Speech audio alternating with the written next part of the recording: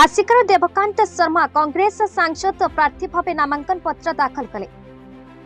आसिका सांसद प्रार्थी भाव कांग्रेस देवकांत शर्मा आज नामांकन पत्र दाखल करिसेंती।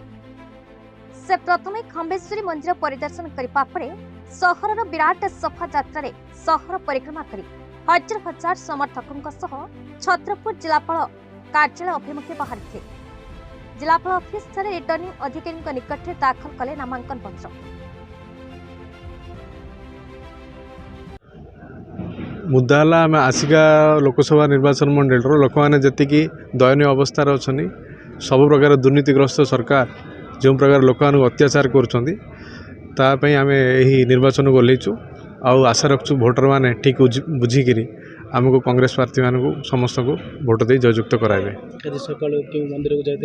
खंबेश्वरी मंदिर जाइली, कालीमुखी माँ को जाइली, हनुमान मंदिर को दर्शन कर बाहर अच्छा शह कर्मी अच्छा हजार हजार कर्मी सहित अच्छी समस्त धरी खंबेश्वरी मंदिर दर्शन कली तापर बर्तमान आम सब मिसी बाहरी जाऊँ नामांकन पत्र दाखल करूँ छत्रपुर कलेक्टर ऑफिस रे। आसिकारू अक्षय कुमार जनांक रिपोर्ट भारत न्यूज।